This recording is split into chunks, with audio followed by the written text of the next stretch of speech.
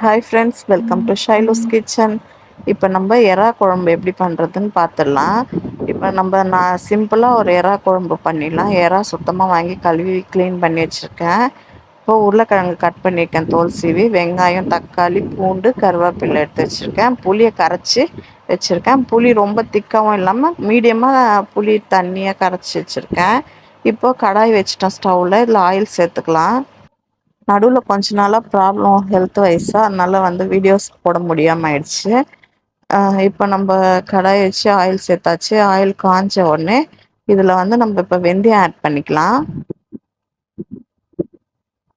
நம்ம பப்புஸ் வீடியோஸ் ரெகுலராக கண்டினியூவாக வந்துட்டு தான் இருந்துச்சு. குக்கிங் தான் கொஞ்சம் ஸ்டாப் ஆயிடுச்சு. இப்போ நான் கடுகு ஆட் பண்ணிட்டேன். இப்போ நான் பூண்டு தோல் உரித்து ஒரு 10 பல் 15 பல் பூண்டு சேர்த்துக்கோங்க. அப்புறம் கருவேப்பிலை சேர்த்துருங்க. இதுவே நல்ல இந்த அரோமா வாசனை நல்லா செமையாக இருக்கும். இது கொஞ்சம் ஆயில் அதிகமாகவே சேர்த்து நம்ம பண்ணலாம். இப்போ நார்மலான எறா குழம்புனா நிறைய சிலர் மசாலா போட்டு பண்ணாமல், இது ஒரு 90s அப்போ 80sலலாம் பண்ணுற மாதிரி வெறும் எறா காரக்குழம்பு. இதெல்லாம் இந்த மழை டைமுக்கெல்லாம் வச்சு சாப்பிட்டா அவ்வளோ ஒரு டேஸ்ட்டாக இருக்கும். சுட சுட வச்சு அப்போல்லாம் சாப்பிடுவாங்க. அந்த மாதிரி மெத்தடில் இப்போ நம்ம பண்ணுறோம். வேறு எந்த இன்க்ரீடியன்ஸ் மசாலாலாம் கிடையாது. வெறும் வெந்தயம், கடுகு, நம்ம கருவேப்பிலை, பூண்டு, வெங்காயம் சேர்த்து நல்லா வதக்குறோம். இது நல்லா கோல்டன் ப்ரௌன் ஆகிற அளவுக்கு நம்ம இதை வதக்கிட்டு, இது கூட கொஞ்சம் உப்பு ஆட் பண்ணோன்னா நல்லா வதங்கிடும் வெங்காயம். அதனால் அதை கல் உப்பு சேர்த்துருக்கேன். இப்போ நான் இந்த குழம்புக்கு எவ்வளோ தேவையோ அந்தளவு உப்பு நான் இதுலேயே ஆட் பண்ணிடுறேன். உங்களுக்கு வேணும்னா கடைசி டைமில் பார்த்துட்டு கூட சேர்த்துக்கோங்க. நான் இந்த குழம்புக்கு எவ்வளோ தேவையோ அது அளவுக்கு தான் நான் இதில் ஆட் பண்ணுறேன். இப்போ வெங்காயம்லாம் நல்லா வதங்கிட்டுருக்கு. இந்த பாருங்கள், இந்த மாதிரி நல்லா வதக்கிடணும். வதங்கியாச்சு. இப்போ நம்ம இதோட தக்காளி ஆட் பண்ணிடலாம். இப்போ நான் வெங்காயம் அதுக்கு தேவையான அளவு ஒரு 3 வெங்காயம், ஒரு 4 தக்காளி சேர்த்துருக்கேன். உங்களுக்கு எந்த அளவுக்கு தேவையோ சேர்த்துக்கோங்க. நான் ஒரு 1/2 கிலோ எறாக்கு ஏற்ற அளவுக்கு நான் அதில் சேர்க்குறேன். இது நல்லா எறாவை மஞ்சத்தூள் போட்டு சுத்தமாக கழுவி எடுத்துருங்க. மண் இருக்கும், அதனால் நல்லா அலசிட்டு கழுவிடுங்க. இப்போ இது நல்லா இந்த தக்காளி இந்த ஆயில்லையே நல்லா வதங்கணும். அந்த தோல் உறிஞ்சி வர அளவுக்கு நல்லா வதங்குற அளவுக்கு நல்லா க்ளீனாக வதக்கிடுங்க. கொஞ்சம் கொஞ்சமாக வதங்கி அந்த தக்காளியோட தோல் அப்படியே பிரிஞ்சு வரும். இந்த மாதிரி பண்ணால் நல்லா தேன் மாதிரி இருக்கும் நம்ம குழம்பு. இப்போ நல்லா இது ஆயிலில் ஃபுல்லாக நல்லா வதங்கிட்டு, இப்போ வதங்கிடுச்சு. அடுத்தது இப்போ நம்ம இதோட உருளைக்கிழங்கு ஆட் பண்ணிக்கிறேன். தோல் உரிச்ச உருளைக்கிழங்கு சின்ன சின்ன பீஸாக போட்டு இதையும் இதில் சேர்த்துக்கிறேன்.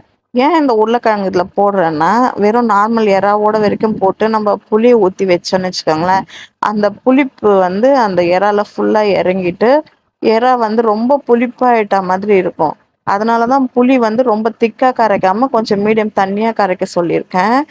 இப்போ இந்த உருளைக்கிழங்கு என்ன பண்ணோன்னா, அந்த புளியெல்லாம் அதை அப்சர்வ் பண்ணும்.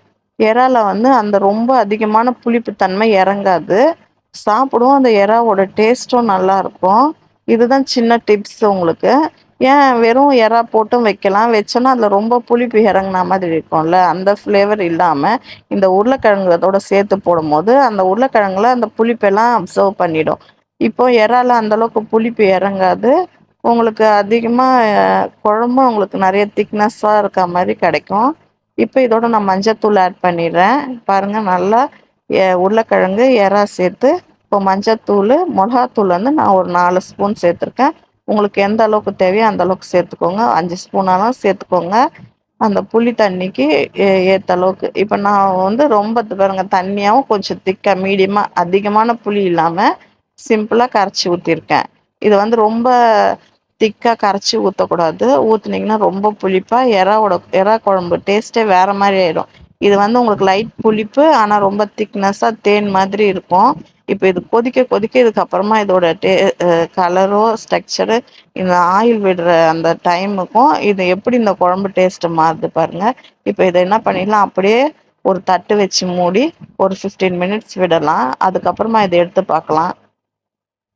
இந்த பாருங்க, இப்போ நான் அந்த 15 மினிட்ஸ் ஆயிடுச்சு, எடுத்துட்டேன். இப்போ குழம்பு நல்லா கொதிச்சிட்ருக்கு. இப்போ கொஞ்சம் சிம் பண்ணி விட்டிங்கன்னா அந்த ஆயில் தனியாக பிரிஞ்சு வரணும். அப்போ தான் இந்த குழம்பு நல்லா கொதி வரும். நம்ம சூப்பரான உருளைக்கிழங்கு போட்ட எறா குழம்பு. இது இந்த மழை டைமுக்கெல்லாம் வச்சுட்டு அப்பளம் கூட வச்சுட்டு சாப்பிட்டா அவ்வளோ டேஸ்ட்டா இருக்கும். இதுக்கு நான் சொறா புட்டு தான் பண்றதுக்கு இருக்கேன். ஆனா அது தனியா வீடியோ அப்லோட் பண்றேன். அதுக்கு முன்னாடி இத அப்பளத்தோட வச்சு நம்ம சாப்பிடலாம். நல்ல மழைக்கு அவ்வளோ ஒரு சூப்பரா இருக்கும் அந்த டைம்லலாம் சாப்பிட. நம்ம வீட்லயே செய்யறது சிம்பிளான எறா குழம்பு.